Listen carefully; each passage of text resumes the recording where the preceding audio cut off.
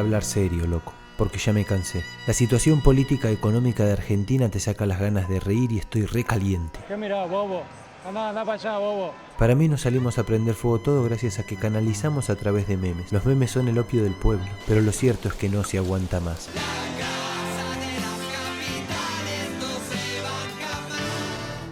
Argentina está atrapada entre dos discursos que son, en el fondo, igual de erróneos. Uno que dice que podés repartir sin producir, y otro que te dice que la libertad es el derecho a pasar hambre. Parecen opuestos, pero en realidad son hermanos. Está requebrada la Argentina, loco. Los dos creen que la economía es dinero, pero, spoiler, la economía no es dinero, la economía es trabajo.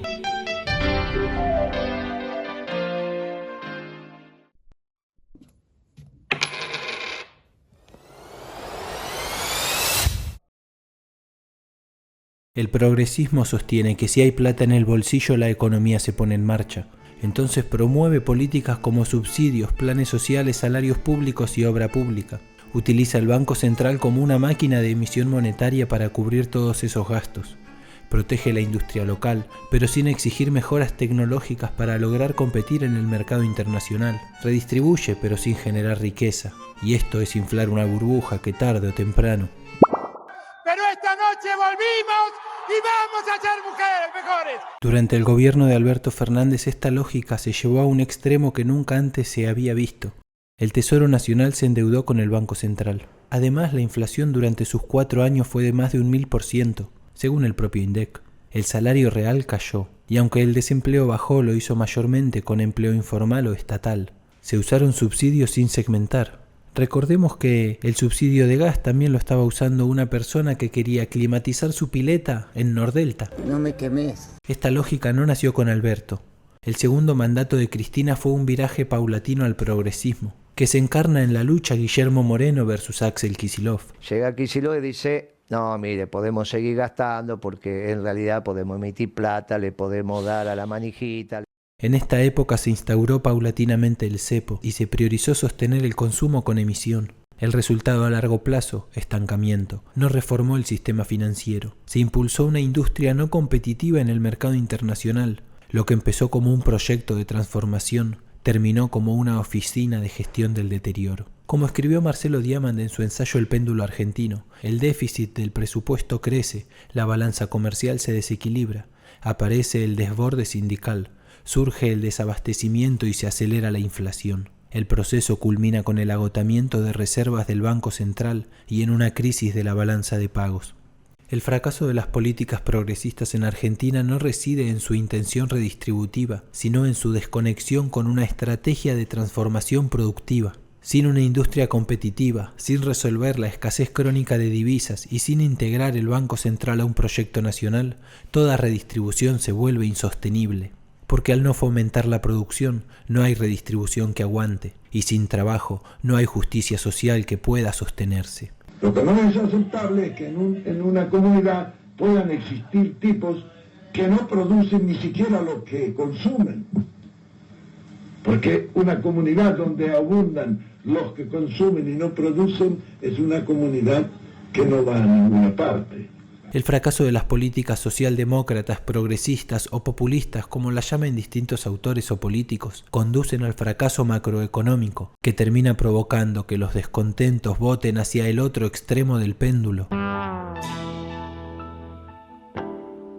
El neoliberalismo se presenta como el hijo responsable, el que recorta, ordena, ajusta, promete eficiencia y equilibrio fiscal, y en el trasfondo peca del mismo error que el progresismo. Cree que la economía es dinero. Nada de producción, trabajo o industria. Solo números, esperanza de inversiones y si entran dólares da igual de dónde vienen o a dónde van.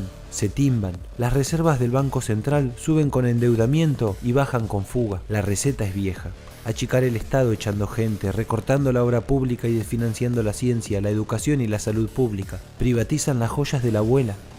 Abren las importaciones a diestra y siniestra, incluso en sectores donde es imposible competir en el mercado internacional, por lo que muchas pymes cierran y las fuerzas productivas de nuestra nación decrecen. Esta corriente, cuando está en el poder, intenta ordenar las cuentas macroeconómicas, pero desordena la vida doméstica. abren importaciones sin una política activa del sector productivo, por lo que países que lideran el libre comercio copan el mercado con sus productos sin necesidad de invertir en el país.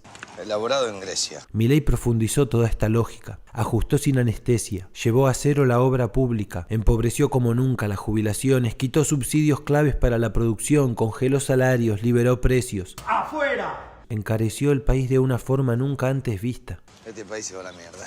Argentina se volvió un país caro y empobrecido. Tenemos una canasta básica con los precios del primer mundo, pero tenemos sueldos del subdesarrollo. Abrió el cepo al dólar, pero le puso cepo al salario. ¿Quieren saber cómo va a crecer la economía? Va a subir como pedo de buzo. Pero este no fue el primer presidente de esta escuela. Mauricio Macri, más Lay, había seguido esta línea. Generamos trabajo de calidad. La deuda que tomó Macri fue de más de 100 millones de dólares, de los cuales se fugaron 86.000 millones, según el propio Banco Central. Durante sus 4 años de gestión, el salario mínimo medido en dólares cayó a la mitad y la pobreza trepó al 36%. Actualmente la deuda del país corresponde aproximadamente al 80% de todo lo que se produce en el país en un año. En cualquier momento nos desalojan. Basta, chicos.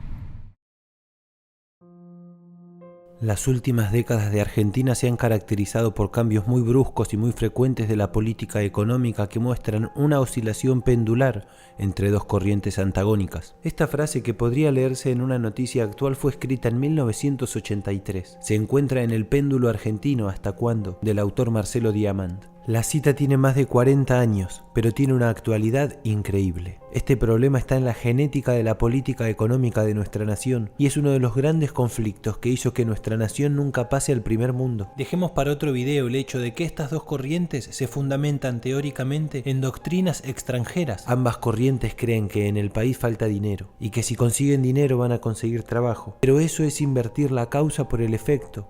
En nuestro país no falta dinero, falta trabajo.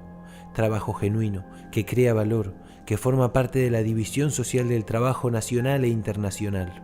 Los neoliberales, como falta dinero, se endeudan, suplican y hacen lo que sea para atraer inversión extranjera, creyendo que así van a generar trabajo. Los progresistas lo imprimen y lo reparten, subsidian magnates, creyendo que así van a generar trabajo. Pero la realidad es al revés. No es el dinero el que trae trabajo, es el trabajo el que trae dinero. Y es algo tan del sentido común que los políticos, o por ignorantes que nunca trabajaron, o por corruptos que solo miran su propio interés, ni siquiera dicen. Las dos corrientes parecen opuestas, pero realmente esta noción del dinero las convierte en familiares que comparten una misma genética. Creen que mover plata, imprimirla o endeudarse alcanza para hacer crecer un país. Pero lo que vemos desde hace 10 años es una calidad de vida que disminuye y una clase media que se achica junto a la industria nacional. Es la falta de trabajo genuino la que mantiene vivo el péndulo entre progresismo y neoliberalismo. Estas dos corrientes, que como vimos son muy distintas, buscan el dinero para mover la economía, pero una economía que gira sobre el dinero y no sobre la producción no puede sostenerse mucho tiempo. En ambos modelos el dinero, más que convertirse en capital productivo, tiende a transformarse en especulación financiera, pero estos flujos no generan empleo ni actividad, hacen no más que el dinero rinda sobre sí mismo, acumulando interés o aprovechando diferencias cambiarias. Por eso se habla de especulación financiera. No es como comprar acciones de Google o de Mercado Pago, que son empresas que pueden bajar o aumentar su valor, que generan miles de puestos de trabajo. Que vuelva un peronismo sano, que diga, como decía el general Perón, la estrella polar de un país es la productividad. ¿Qué te está pasando? ¿Citaste a Perón cerrando? ¿Vos estás loco? Porque el péndulo a cada gobierno que pasa viene extremándose. Va ganando fuerza en la persistencia de su error. Mauricio Macri no se animó a ajustar tanto a los jubilados como hace Javier Milei, y Cristina nunca hubiera endeudado tanto a Nación con el Banco Central como hizo Alberto Fernández. Durante los últimos mandatos vimos las dos caras de la moneda, una que gasta y otra que ajusta, una que cree que con emisión y consumo se crea desarrollo, otra que cree que con recorte y disciplina monetaria se alcanza el crecimiento, pero ninguna nunca logra solucionar la problemática estructural de Argentina, su poca competitividad en el mercado global y su falta de trabajo genuino. La economía es sobre todo cómo organizás ese trabajo, cómo lo haces crecer, cómo lo haces más eficiente, cómo lo pones al servicio de un proyecto nacional, con una estrategia geopolítica que produzca más y mejor al menor precio. Es eso, y no el dinero, lo que transforma los recursos naturales en valor. Es el trabajo lo que convierte la harina, el agua y el gas en pan, el litio en batería, la ciencia en industria de punta, el arte en cultura de exportación. El trabajo de calidad que aporta valor, que permite a quien lo realiza proyectar un futuro, es la sangre que circula por las venas de una economía sana. Por eso no me voy a cansar de repetirlo. La economía es trabajo.